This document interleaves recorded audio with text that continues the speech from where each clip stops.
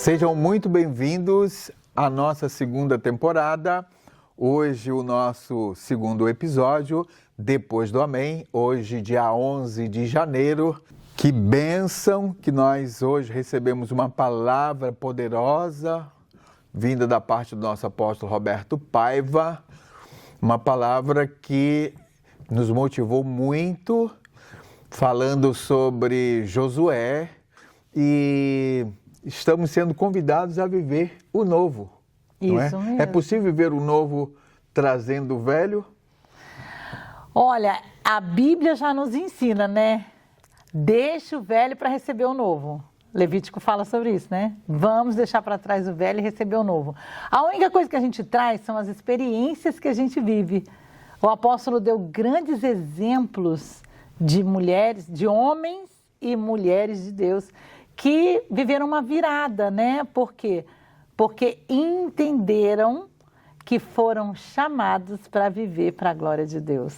É muito maravilhoso isso, realmente é um novo ano, é um novo tempo, né?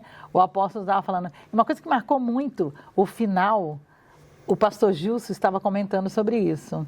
Ele falou assim, todos nós passamos pelo mar e saímos com os pés enxutos, estamos saindo, lavamos os pés, que foi o ato profético do final, né? Bem interessante. Sim. Então, nós estamos entrando numa nova jornada, um novo ano, um novo tempo, e nós precisamos nos fortalecer e ter coragem para seguir em frente. É verdade. E receber o novo de Deus. Sim, hoje, 11 dias, né, passados desse novo ano, é importante olhar para frente. É importante olhar para aquilo que Deus quer fazer e Deus quer realizar sonhos em nossas vidas. É muito importante a gente viver debaixo dessa palavra, andar guiado por ela, assim como Josué foi guiado pela palavra de Deus, seja forte e corajoso. E o mesmo Deus que falou para Josué é o mesmo Deus que fala para nós. É verdade. Estamos começando, o ano só está começando, 11 dias se passaram e ontem praticamente estávamos, né, falando ontem há 11 dias atrás, estávamos no ano de 2025 e já rompemos e hoje, 11 dias depois, estamos aqui, mas cheio de sonhos. É verdade. Deus é um realizador de sonhos, não é verdade? É, com certeza. E é tão interessante você falar isso, porque uma coisa que muito me chamou a atenção, né, quando o apóstolo começou a explicar ali a palavra, quando falou sobre Josué. Moisés morreu, mas ainda tinha um povo que precisava aprender, que precisava se mover em direção àquilo que era a promessa de Deus. Eles precisavam de direção, eles precisavam seguir no caminho. E aí, Deus chama Josué e desperta Josué. Porque quando uma pessoa parte, um amado, né, do nosso coração parte, naturalmente, ele até deu o exemplo dos nossos amados que hoje dormem no Senhor, né, o Calec e o Jack. E é tão interessante, porque quando alguém parte, a tendência natural é a gente ficar um pouco assim abatido, né? Meio triste, assim. E principalmente no caso de Josué, porque Moisés era o mentor dele. Sim. E aí ele falou, e agora? Tem um povo aqui, o que eu faço? O Senhor o chamou, o despertou e falou o que para ele? Seja forte e corajoso, não temas. Assim como eu fui com Moisés, eu serei com você. Exatamente. O mesmo Deus que falou isso para Josué é o mesmo Deus que fala para nós hoje. É interessante que o nome Josué, no hebraico, significa Yeshua. É verdade. Significa Salvador. Deus não permitiu que um legislador conduzisse o povo até a Terra Prometida. Porque era Moisés era o legislador. E Deus deu a bênção sobre Moisés. Moisés, com a sua grande liderança, conduziu o povo até aquele momento. Mas a partir dali, quem teria que introduzir o povo na terra teria que ser o Salvador. Olha. Assim nós, forte, né?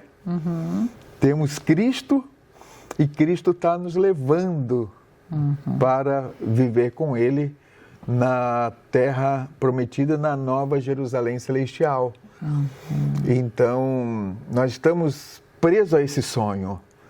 Nós estamos vivendo esse sonho. É verdade. O sonho de uma vida melhor, uma vida abundante na presença dele, porque o Salvador traz isso, não é? Vida abundante. É verdade.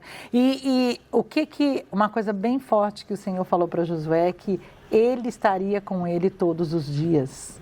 Né? Sempre estaria com ele, independente, porque quando ele chamou Josué, tinha toda uma nova geração, porque era uma nova geração que estava ali. Então, aquela nova geração, ela precisava continuar sendo conduzida em direção ao chamado de Deus, e eles precisavam saber como eles podiam viver isso e entender algo tão interessante, né? E entender que o Senhor que estava com Moisés, que estava com Josué, que estavam com Abraão, né, com todos lá atrás, permaneceria com ele, assim como permanece conosco. Por isso o nome dele é Emanuel, né? É o Deus conosco. Amém. Jesus, ele veio para nos dar essa garantia. O povo já estava muito perdido, desolado, Deus não estava falando com o homem na terra, e aí Deus manda Jesus para que nós pudéssemos ter essa convicção que foi dada a Josué lá atrás.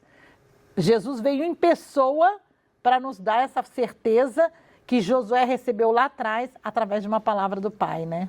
Verdade, é através da fé. A fé que nos impulsiona. A fé é a grande alavanca que faz acreditar sobre as promessas de Deus que elas são reais. E que nós podemos confiar plenamente, assim como Josué recebeu a palavra que foi ministrada sobre a vida dele, através de Moisés, e ele caminhou debaixo daquela palavra. Ele poderia, de repente, não se ver como corajoso, mas Deus o via como corajoso. E Deus teve que afirmar sobre ele diversas vezes.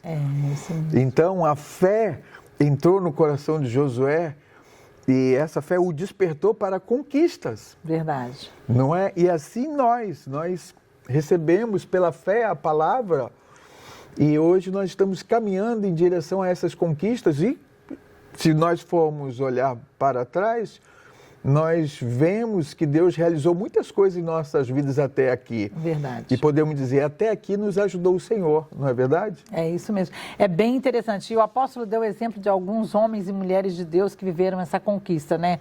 Por exemplo, ele falou de Charles Spurgeon, falou da Joana d'Arc, né? Sim. Que ele falou um pouco sobre as dificuldades que a gente pode encontrar no caminho, mas que não nos impedem de chegar no lugar como John Wesley, né? Sim.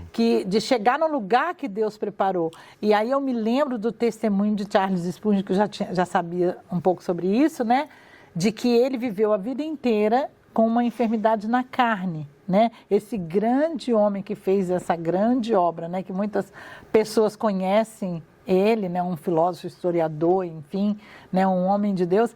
Ele sofreu na sua própria carne, na sua própria pele, dificuldades familiares, né? A esposa, quando teve os gêmeos, teve uma situação que a deixou paralítica. E olha que coisa incrível, ela distribuía os livros do marido benção, na né? época para que hoje nós pudéssemos conhecer a história. Então, assim... Ela é paralítica. Exato. Algumas situações, às vezes, sobrevêm na nossa vida. Aquele momento de tristeza na vida de Josué pode ser comum a qualquer um de nós, mas isso não pode nos paralisar no meio do caminho.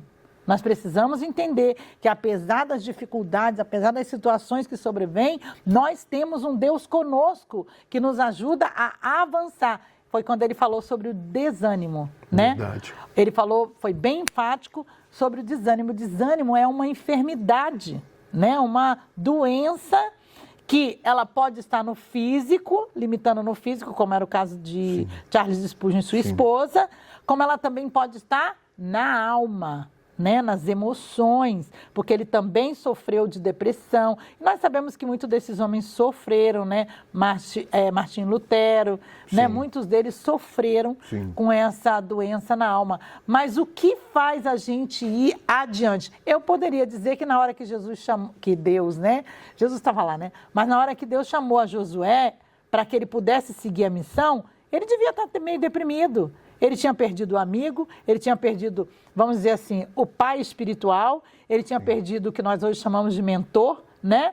Ele perdeu aquela pessoa que era extremamente importante na vida dele.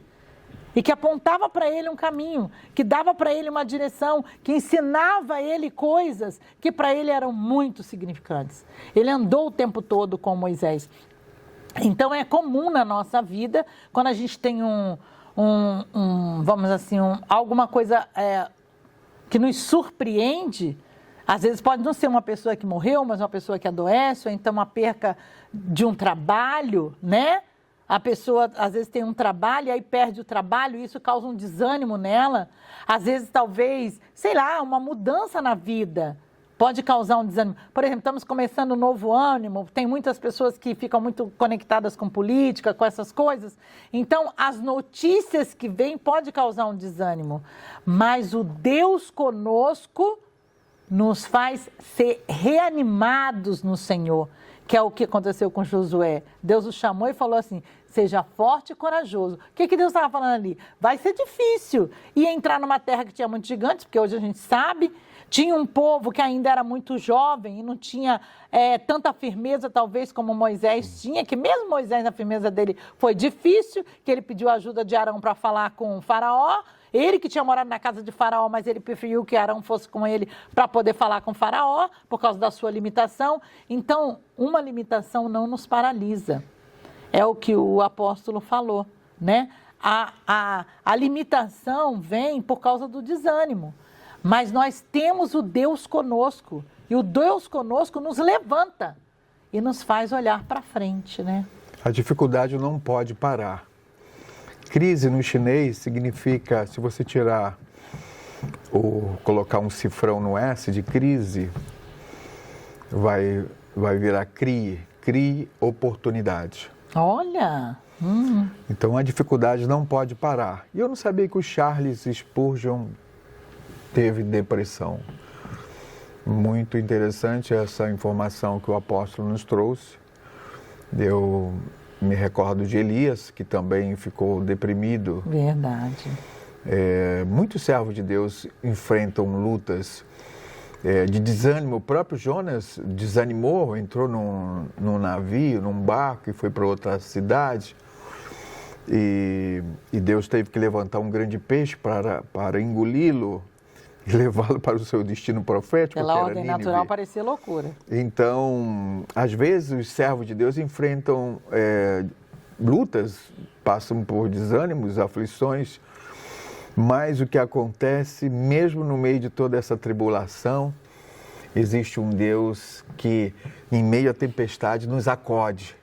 Ele fala para mim, ele fala para você, eu estou com você, meu filho, eu não te largo. É verdade. Não te largo, a sua causa é minha.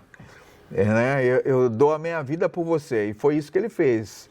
Ele deu tudo que ele tinha, ele deu o melhor por nós. Então, isso deve ser a alegria, deve renovar o nosso ânimo, deve renovar as nossas forças, a palavra de Deus, né? O Salvador é conosco. Né? Nós, na verdade, somos os Josués de hoje, os conquistadores que entramos na terra prometida e estamos fazendo a diferença. E mais coisas Deus tem para fazer. O que temos que fazer é pedir a Deus para aumentar nessa disposição, essa coragem, né? Jogar essa bagagem velha do ano velho para jogar fora e continuar firme em direção à terra. Né? Os gigantes vão se levantar, com certeza, lutas vão se levantar, sempre. Mas a alegria do Senhor é nossa força. Amém. Maior é o que está em nós do que o que está no mundo. Maior é o poder de Deus, maior é a palavra do Senhor que está em nossa vida, não é verdade? É verdade. Por isso que nós temos que ter a convicção de que, se o Senhor está conosco, precisamos conhecê-lo mais. E como conhecemos mais? Através da palavra, através do jejum, através da oração, através da comunhão com os irmãos na igreja, porque na comunhão dos irmãos o Senhor ordena a sua bênção, né? E por isso que eu quero falar para você que está nos ouvindo. Se tem algo que pode mudar a sua vida, está dentro de você, não está fora. Não espere vir de fora, porque está dentro. Porque quando a palavra fala que Deus é conosco, Ele está em nós.